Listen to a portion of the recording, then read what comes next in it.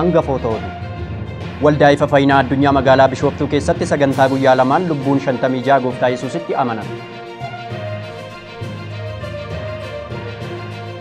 Qormaata biyyoolessa kutaa 12ffaa kan bara 2013 kennamuuf qophiin xumuramuu ibsame. Laayiberiyaatti dargaggoon birrii miliyoona 2 ol lafaa argee abbaaf deebise badhaafame. Kooriyaan kaabaa misaa'ila baalaastikii haala milkaa'aa ta'een dhukaasuu beeksifte. Harka fuunee akkam jirtu kabajamtoota daawwattoota keenya amma TV Ifaa Fayyinaa irraa oduu ifaa isiniif dhiyeessina. Oduu waliin ani Birmaduu Shumaa. Onkoloolessa 6 bara 2014 waaqeffannaa waldaa Ifaa Fayyinaa addunyaa magaalaa Finfinnee irratti taasifameen namni Waaqayyoo mata duree ati ergamaa Waaqayyoon tifamta jedhuun macaafa faarfannaa boqonnaa 91 lakkoofsa 10 irra dhaabbatanii wanti hamaan sittiin bu'u dha'ichis mana keetti hin dhiyaatu naannoo warra Waaqayyoon sodaatanii ergamoonni Waaqayyoo hin buufatu kan jedhu bu'uura godhachuun sagalee Waaqayyoo barsiisaniiru. Lallaba kanaanis namoonni sodaa qaban jajjabaataniiru. Guyyaa kana Hayimaanoot Fallaqee kan jedhamtu amantaa biraa keessaa kan dhufte dhibee lola'uu dhiigaan kan rakkattu kadhata namni Waaqayyoo taasisaniifin lola'uun dhiiga ishee dhaabbate kanaanis Gooftaa Yesuusitti amanuu dandeesseetti. Dabalataan baatamtee kan dhufte ji'a 2 oliif gugguuftee kan deemtu kadhata namni Waaqayyoo taasisaniifin ba'aan dugda ishee irraa kufee ol jettee deemuu dandeesseetti. Walumaa galatti fayyina bakka kanatti ta'u karaa garaa arganii dhufuun Gooftaa Yesuusitti amanuun mootummaa dukkanaa jala gara mootummaa ifaatti kan darbanis ni jiru. Ayyaanniif araarri Waaqayyoo kan baay'ateef waldaan Ifaa Fayyinaa addunyaa magaalaa Bishooftuu hojiiwwan afuuraa hojjetaman akkuma itti fufanitti jiru. Haaluma kanaan torban tokkotti lubbuun 56 Gooftaa Yesuusitti amanuun mootummaa dukkanaa jala gara mootummaa ifaatti darbaniiru. Bal'ina oduu kanaa Tigistisiyyuu. Ayyaanniif araarri Waaqayyoo kan baay'ateef waldaan Ifaa Fayyinaa addunyaa hojii afuuraan hojjetamu akkuma itti fufeetti jira. Haaluma kanaan magaalaa Bishooftuu onkololeessa 5 bara 2014 waaqeffannaa taasifameen kadhannaan kan eegalame yommuu ta'u, faarfataan Dasaaleen Duulaa faarfannaan tajaajileera. Waaqayyoo addunyaa kanaaf eebba godhee kan nuuf kaasee namni Waaqayyoo ergamaa Geetahuun Imruu mata duree ce'anii ceesisuu jedhuun sagalee Waaqayyoo humnaaf dinqiin lallabaniiru. Lallabaan boodas akkuma hafuurri Waaqayyoo isaan gaggeesseen namoota dhukkubsataniif kadhataniiru. Keessattuu immoo dubartiin aanaa sireerraa kan dhuftee fi dhukkuboota garagaraan kan dhukkubsattuu fi deemuu kan hin dandeenye namni Waaqayyoo kadhatanii fi fayyina argatteetti. Dabalataanis namni godina Wallaggaarraa biyyoo fidanii kan dhufanii fi waggaa 20f dhagaa cabsuun kan jiraatanii hojiin isaanii milkaa'insa kan dhabe namni Waaqayyoo hafuura Waaqayyoon gaggeeffamuun kadhatanii fi jiru. Kana malees onkololeessa 7 bara 2014 waaqeffannaa taasifameen namoonni kanaan dura namni Waaqayyoo ergamaa Geetahuun Imruu kadhatanii fi fayyina isaanii mirkaneeffachuun saba Waaqayyoo fuulduratti dhugaa bayaniiru. Obbo Dandanaa Disaasaa morma isaanii mirgaa ta'ee baay'ee dhukkubsachaa turan. Sababa kanaan nyaachuu hin danda'an turan. Mana yaalaa deemanis qoricha garaagaraa argatanis fayyina argachuu hin dandeenye. Kanumaan gara waldaa Ifaa Fayyinaa dhufan namni Waaqayyoonaaf kadhatanii guyyaa 3f nyaata kan hin nyaanne nyaachuu fi dhuguu danda'ee jedhu guyyaa 7 boodas nan fayyee jechuun dhugabaatii isaanii TV Ifaa Fayyinaaf kennaniiru. Akkasumas Dirree Dawaarraa kan dhufte daa'imni ishee dhukkuba TB'n baay'ee dhukkubsachaa kan ture mana yaalaa garaagaraa deemtus fayyuu hin dandeenye. Dhumarrattis obboleettii isheetti bilbiloon akka kadhachiiftuuf himte. Isheenis suuraa daa'imaa qabattee gara waldaa Ifaa Fayyinaa dhufte. Namni Waaqayyoo hafuura raajiin maqaa daa'imichaa waamuun bilisaa jedhan. Fayyisuun Waaqayyoo fageenya kan hin daangeessine erga guyyaa sanaa mucaan koo hin fayye jechuun dhugaa baateetti. Sagantaa guyyaa kanatti namoonni hedduu hidhaa seexanaa jalaa bilisa ba'aniiru. Sagantaalee guyyaa kanatti namoonni hedduun hidhaa seexanaa jalaa bilisa ba'aniiru. Hafuura raajiinis jajjabeeffamaniiru. Onkololeessa 5 bara 2014 lubbuu 35 fi onkololeessa 7 bara 2014 lubbuun 21 walumaa galatti lubbuun 56 mootummaa dukkanaa jalaa mootummaa Waaqayyootti dabalamaniiru.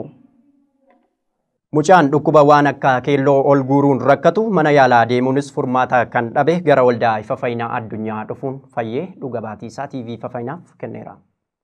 Bal'ina oduu kanaa beekumaa biraan. Maqaan koo Mulugeetaa Baay'isaa jedhama. Asuma kutaa magaalaa Boolee Saambitirraan dhufe. Magaalaa Finfinnee kutaa magaalaa Boolee irraa kan dhufan Mulugeetaa kan jedhaman mucaan isaanii baay'ee akka dhukkubsate dubbatu. Mulugeetaan akka jedhanitti mucaan kun ni iyyaa qaamni isaa ni gubaa waan akka keelloo balaqqamsiisa nyaatas ni lagate jechuun dubbatu. Gaafan mana yaalaa geessu akkam godhanaan jedhan. Anis dhukkuba mucaa kanaa wal duraa duubaan itti himuun waan akka keelloo balaqqamsiisa jechuun ogeessa fayyaa kanatti hime. Ogeessi fayyaa sun waan akka keelloo balaqqamsiisa jechuun du'eera jechuudha naan jechuun furmaata hin qabu jennaan mana yaalaa sanaa fuudhee bakka biraatti geesse. Bakka biraas gaafan geessu furmaanni akka hin qabne mucaan keef carraa du'u malee carraa jiraachuu akka hin qabne natti dubbatan. Sadhumaa furmaata dhabeen gara waldaa ifa fayyinaa fudhadhee dhufe. Magaalaa Finfinnee waldaa ifa fayyinaa gaafan dhufu ani furmaata waan hin dhabeef osoo sagantaan hin jalqabin ol seenee mana keessa jilgeenfadheen gara Waaqayyootti iyyuu jalqabe. Akkuman gara Waaqayyootti iyyuu jalqabuun mucaan koo gidduun na rurrukute abbaa nan beela'ee jechuun nyaata na gaafate. Akka raajii akka ajaa'ibaa natti taanaan mucaan kun kanaan dura nyaatee hin beeku fedhii nyaataas hin qabu. Gaafan fuudhee gadi bahu kan kanaan dura hin nyaanne nyaatas hin nyaate dhugaatii kanaan dura dhugee hin beeknes ni dhuge. Mucaan koo achumatti nagaatee akkuman gibbii kana lixeen humni fayyisuu Waaqayyoo mucaa koo irratti argame. Mucaan koos du'a hin hafee jechuun obbo Mulgeetaan dhuga baatii isaanii TV ifa fayyinaaf kennaniiru. Egaan kabajamtoota daawwattoota keenyaa oduun keenya akkuma itti fufeetti jira. Amma immoo oduuwwan waldaa kiristaanaa keessaa ba'uun oduuf odeeffannoo biyya alaaf biyya keessaa torban kana walitti qabannee isin dabarsina. Nu faana tura.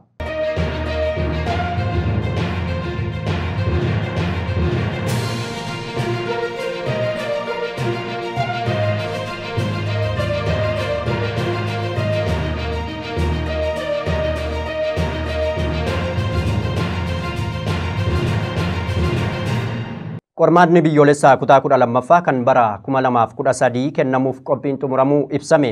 Ejensiin madaallii barnootaa fi qormaata biyyoolessaa qormaatni kutaa 12ffaa kan bara 2013 kennamuuf qophiin xumuramuu beeksifame. Haaluma kanaan qormaanni biyyoolessaa kutaa 12ffaa kan bara 2013 onkoloolessaa 29 bara 2014 haga sadaasaa 2 bara 2014 akka kennamu beeksifameera. Naannoo Oromiyaatti duulli talaallii pooliyoo marsaa jalqabaa onkoloolessa 12 irraa eegalee laatamaa jira. Bal'ina oduu kana beekumaa biraane. Naannoo Oromiyaatti duulli talaallii pooliyoo marsaa jalqabaa onkoloolessa 12 hanga 15 bara 2014tti kan laatamaa jiru ta'uu biiroon eegumsa fayyaa Oromiyaa beeksiseera.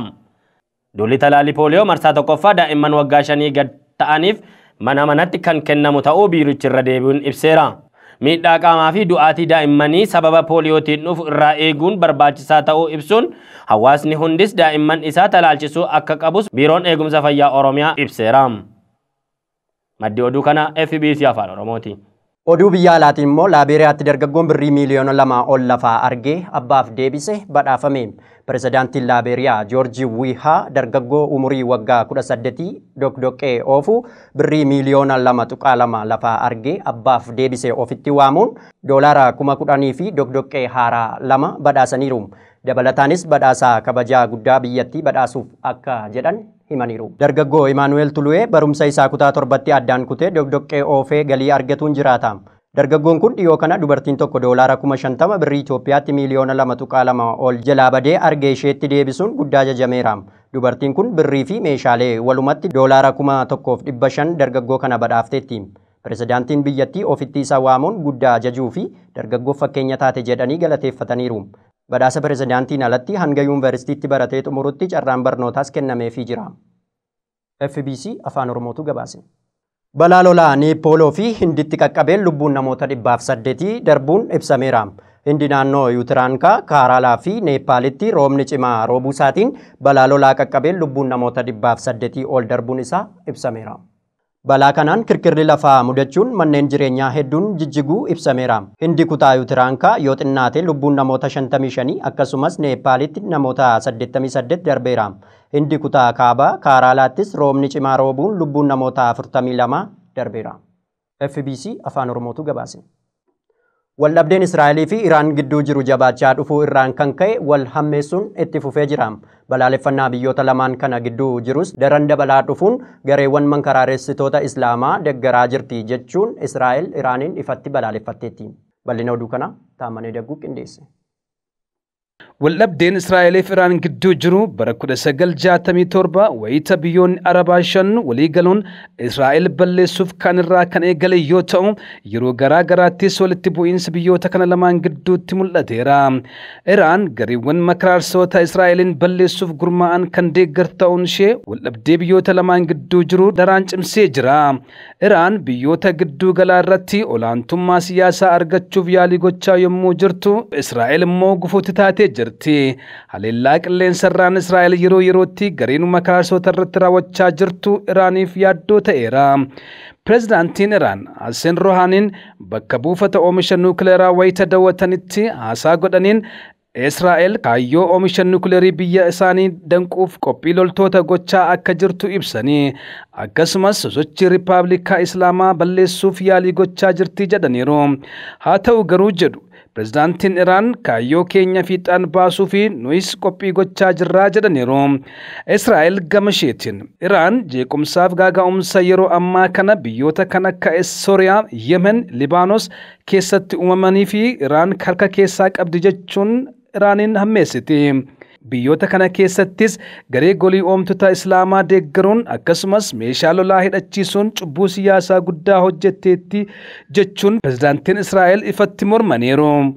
Haa ta'u garuu Israa'el biyyoota ollaa kan akka Gibsi, Libaanos, Giriikii fi Kiroopos waliin hariiroo qabdu daraan cimsuuf akka hojjechaa jirtu ibsitee jirti. Ameerikaan dubbii biyyoota gidduu gala bahaa gidduu jiru haalaan hordofaa akka jirtu ibsitee jirti. Rakkoon biyyoota gidduu gala bahaa keessa jiru haala dippiloomaasiin akka furamuufis fedhii Ameerikaa akka ta'e pireezidaantiin Ameerikaa Joon Baaden ibsanii jiru. Gochaan niikuleeraa oomishuu fi deeggarsa gareewwan makaarsota fi Iraan gochaa jirtu Ameerikaa akka yaaddesse ibsanii jiru. Gochaa kanarraa Iraan karaa dippiloomaasiin yoo deebi'uu diddee murtoo humnaa Iraan irratti fudhachuuf akka deeman pireezidaantiin Ameerikaa Joon Baaden akeekkachiisaniiru. Oduu CBN irraa qindaa'een. Kooriyaan kaabaa misaa'ila baalaastikii haala milkaa'aa ta'een dhukaasuu beeksifte. Bal'ina oduu kana beekumaa biraani.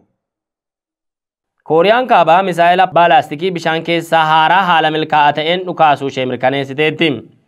Miidiyaan mootummaa biyyattii KCNA akka ibsetti misaa'illi haaraan biyyattiin yaale jettu kun teekinooloojiiwwan cimaa qajeelfama to'annoo qabu kan duukaa bu'anii hordofuuf rakkisaa isa taasisu qaba jechuudhaan dubbatti.